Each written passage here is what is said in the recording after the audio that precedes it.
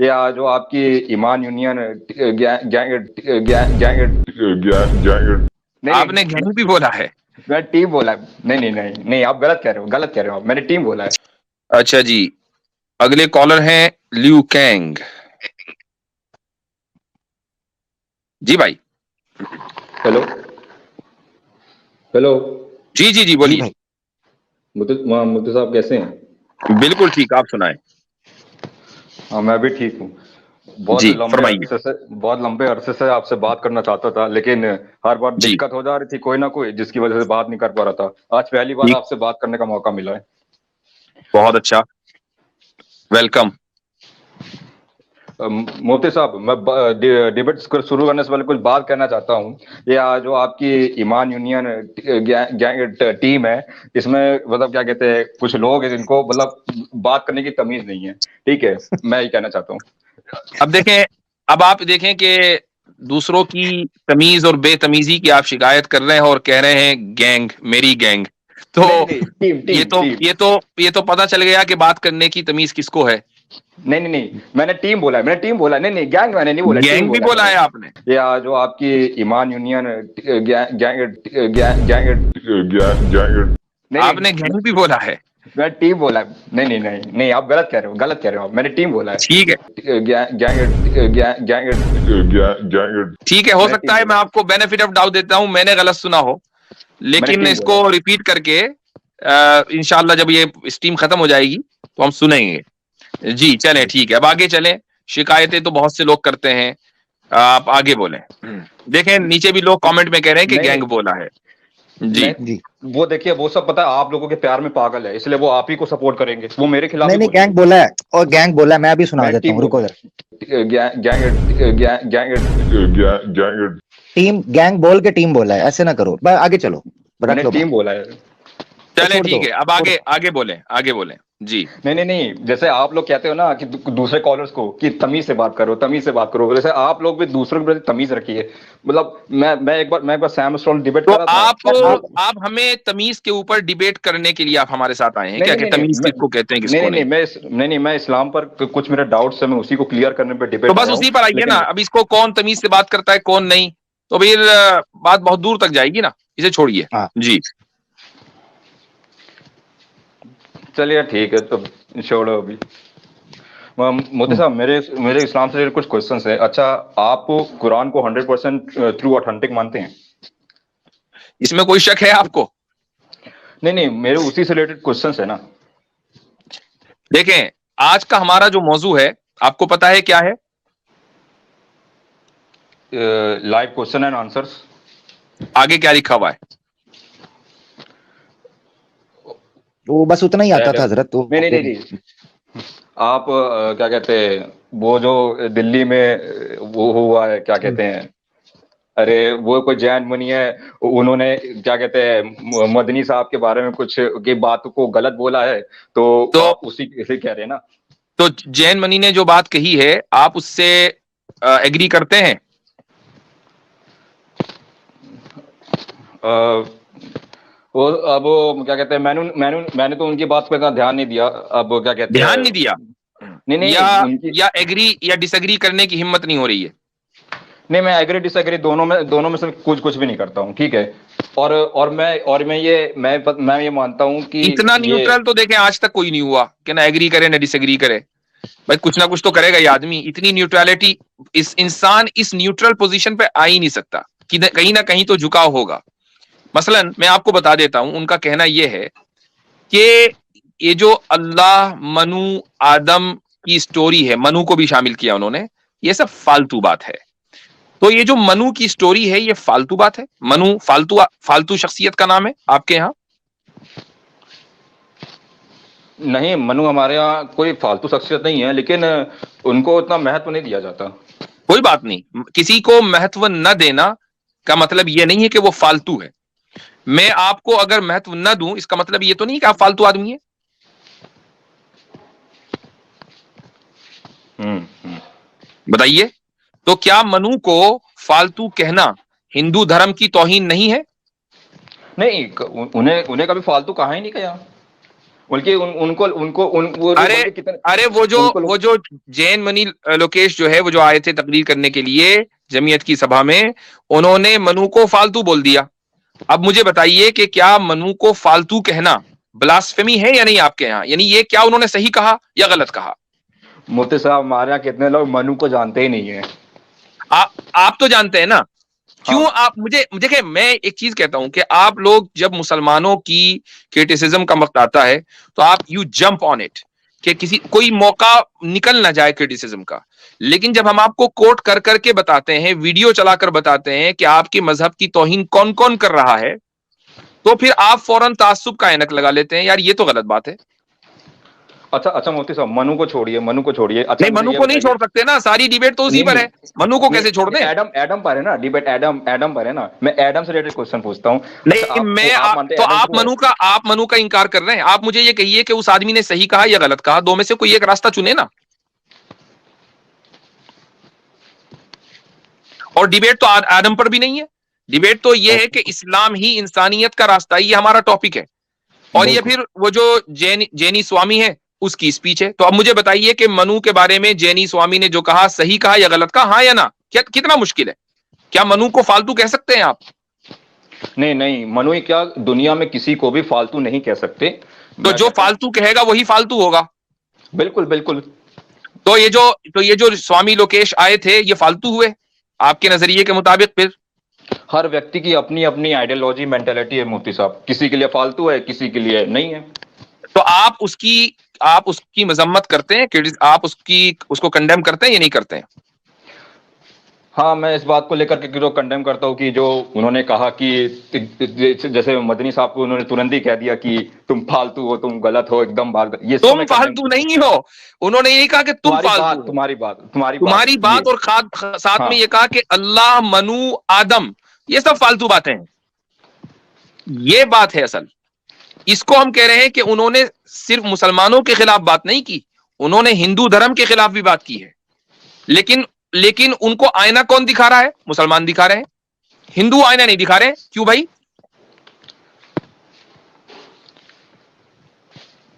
मुफ्ती साहब, हाँ, आपकी बात ठीक है, लेकिन मुफ्ती साहब मेरा क्या कहते हैं क्वेश्चन है कि आपने जैसा कहा पहले ओ भाई ये लियो कॉन्ग साहब, एक मिनट, मैं बीच में बोल, मेरी उनकी बात हो रही है ना, बीच में मुझे पता है लियो कॉन्ग भाई, आप इसलिए पहले आए थे कहने के लिए ताकि मैं जान मेरी छूट, आप टेंशन ना लें। मुफ्ती साहब ने जो पूछा है उस पे अपना कोई कंक्लूजन दें, उसके बाद आगे बढ़ें। उस बंदे ने गलत कहा, आप कंडेम करते हैं, फिर बात करें। सिर्फ मुफ्ती साहब पूछेंगे और मैं जवाब दूं, और मैं जो पूछूं मुझे कुछ ना मांगे। नहीं, देख बहरहाल आपने कंडेम कर दिया, ये तो चले अच्छी बात है कि आपने कहा कि नहीं उन्होंने गलत कहा, आपने कंडेम कर दिया है। हाँ, और अलबत्ता हमारी जो शिकायत है ना वो आप लोगों से, वो ये है कि भाई आप लोग भी कुछ अपने मजहब और धर्म की फिक्र करें। लोग आपके मजहब और धर्म को झूठा कह रहे हैं, फालतू कह रहे हैं, तो आप लोग बोलें कि यार मनु को कैसे फालतू कह दिया? आपकी किताबों में, उपनिषद और पुराण में लिखा है कि मनु तो सबसे पहले इंसान थे। मनुष्य इसीलिए कहा जाता है मनुष्य को कि मनु की औलाद है। तो जो सबसे पहला इंसान है कोई, यानी वही तो पूर्वज हुए ना। फिर तो पूर्वज की अगर मसलन राम जी की कोई बुराई करे, यकीनन आप बर्दाश्त नहीं करेंगे, क्योंकि आप ये कहते हैं कि वो हमारे पूर्वज हैं। ठीक है भाई, तो फिर मनु भी तो पूर्वज है ना। एक आदमी मनु की बुराई करके चला गया, फालतू कहकर चला गया, और किसी के कान पे जू नहीं रहेंगी।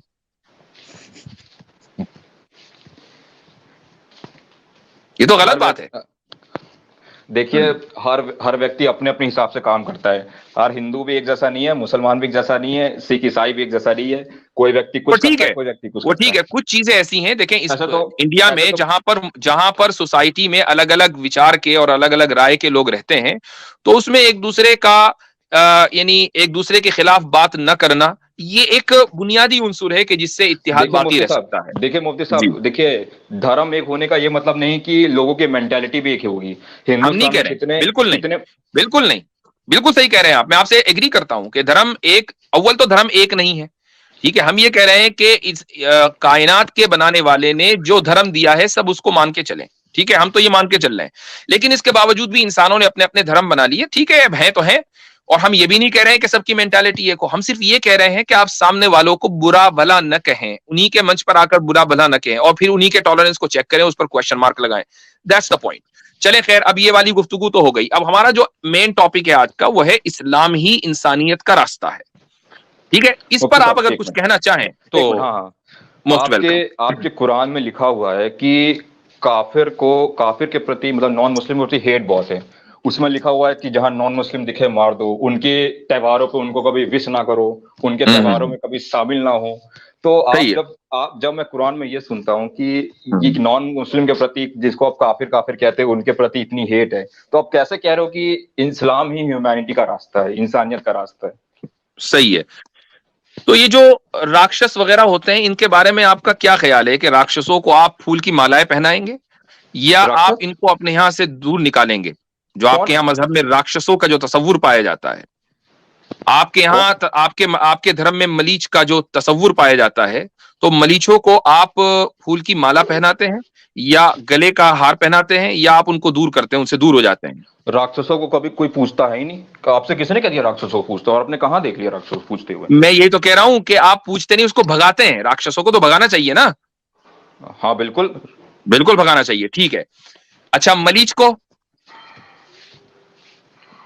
मलीच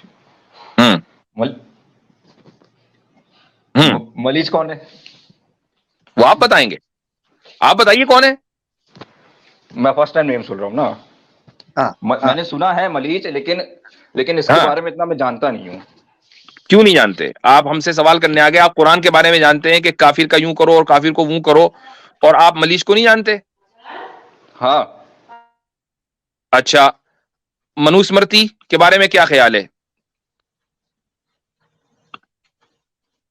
जी? Wait a minute. जी कहाँ चले गए आमिर भाई? आपको एक नाम मैं आपको तो बोलूंगा, आपको याद है वो मनविंद्रा? ये वही है। हाँ, ये वही है, मुझे पता। हाँ, ये आईडी चेंज कर, ये ओरिजिनल आईडी से कसम खा गया था कि मैंने आवाज़ें हक पे नहीं आना, मगर इसको बेचारे बिल्कुल मैं उस स्ट्रीम में मैं भी था, मुझे इसीलिए याद पड़ गया, मुझे इसकी आवाज से याद पड़ गया। जी भाई, कौंग साहब किधर चले गए? टाइम नहीं है। हाँ जी, तो मनुस्मृति के बारे में क्या ख्याल है? कुछ नेक ख्याल है कि बुरा ख्याल है? मनुस्मृति को कितने लोग फॉलो ही नहीं करते हैं। कोई बात नहीं, फॉलो नहीं करें। आपका ख्याल नेक है उसके बारे में? अच्छा ख्याल है या बुरा ख्याल है? कैसी किताब है वो? हिंदू धर्म की कोई खास बड़ी किताब नहीं है, हम उसको इतना कोई ऊंचा स्थान नहीं देते हम। कोई बात नहीं, बुरी किताब है। बुरी किताब है? बुरी किताब नहीं है, लेकिन वो नीचे दर्जे की किताब। बुरी किताब नहीं है, चलो नीचे दर्जे की धार्मिक किताब है ना? बिल्कुल ठीक है। अच्छा जी, अब ये देखें आपकी स्क्रीन पर क्या आया है,